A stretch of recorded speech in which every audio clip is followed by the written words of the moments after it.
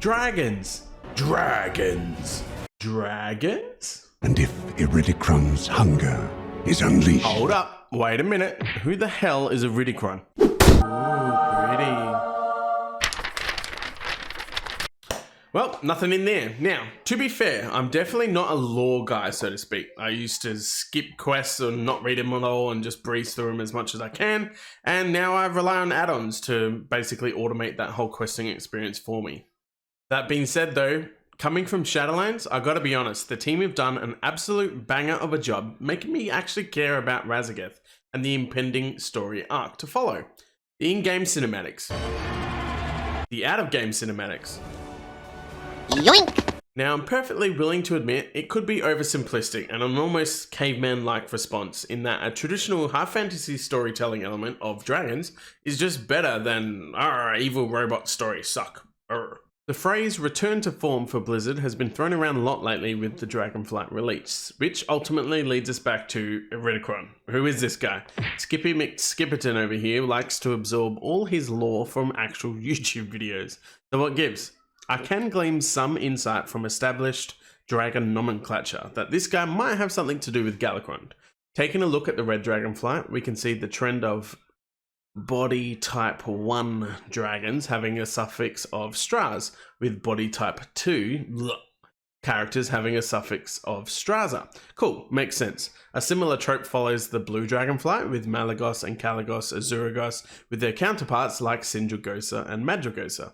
That does start to break down at some point, for example, with the green dragonfly. We have Ysera and Marithra, both ending in the Ra suffix, but then just a sprinkle of all sorts of other names like Lathon, Emerus, Ysondra, and Aranicus. The black dragonfly has some sort of half-baked naming system as well, with notable dragonflight members like Startharion, Rathian, Neltharion, and Hemathion, and Insidion. But then breaks down again with Onyxia, Nyxondra, Sibelian, Cyntharia, who becomes later Sinestra. So by that virtue, it's certainly at least somewhat likely Galakrond is to IRIDIKRON as Kalstraz is to Alexstrasza, in that they are of the same flight. The nerdy lads over at Wowhead have also, through some data mining, pulled more information for us in tandem with the fact we already know he is one of the primal incarnates, of which Raszageth is the Storm Dragon. IRIDIKRON is hailed as IRIDIKRON the Stone Scaled, so it stands to reason that this proto-dragon right here, he's our guy.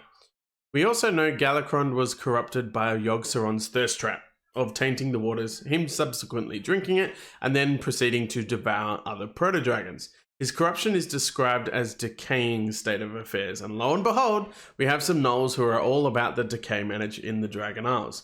Now this might be reaching at this point, but it also is interesting to note that the Mind 3D model for IRIDIKRON has a lot of green tingy shit coming out of him here. Could just be moss or something, or it could be the decay magic. The decaying gnolls of the Azura span are led by Decatriarch Rathai, Clava, who, as the final boss of the Brackenhide Hollow dungeon, interestingly enough does not die, but merely is defeated and runs off yelling, blah blah blah, she'll get us next time. It certainly means that Blizzard has more in store for this particular story beat. I wonder what that could be. In search of other potential Dragonkrons, we also see a world boss called Basrakron the Showerwing. Opening description line literally describing him as heavier than the rest of his kin. The Kron crew are clearly thick. Another bout of intriguing insight is through the encounter journals from the Vault of the Incarnates raid. Now this will have heavy spoilers. The first raid tier of Dragonflight is obviously ending with the final boss with Raszageth. So we see the encounter is based on her freeing her siblings from their prisons. At 70% health, she'll begin an aerial assault on Fyrak and Vyranoth's prisons. These 100% nail down the final two names of the primal incarnate dragons. And given that Liskanoth the Futurebane is an ice-themed world boss, it would stand to reason that Vyranoth is the primal incarnate of ice, and thus leaving the Fyrak as the primal incarnate of fire. The encounter continues on.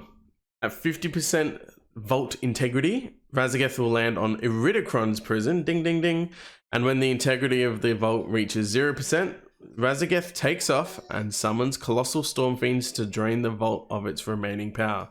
As the vault fails, Raszageth returns to the central platform, and the Storm Eater brings the full force of her abilities against her assailants as she ushers in the dark clouds of a new age. Wow. Okay. There is 110% no way that all 4 incarnates are not clearly going to end up loose here. We definitely don't defeat Raszageth, and it seemingly suggests we don't defeat any of the incarnates as a part of this raid. It firmly solidifies the names of each of the primal incarnates as well. And honestly, yeah, I think 100% it means that the primals are on the loose, none of them die, they all get away, and that's going to usher in whatever story progression happens from there through 10.1 and beyond. They surely have something to do with IRIDIKRON's resurrection though. IRIDIKRON's hunger. That choice of word was very specific. The aspects have been detailed in lore prior as well, pushing the narrative that previously IRIDIKRON was the father of the dragons and where their power came from, with the strict intention of hiding the truth about his cannibalistic ways.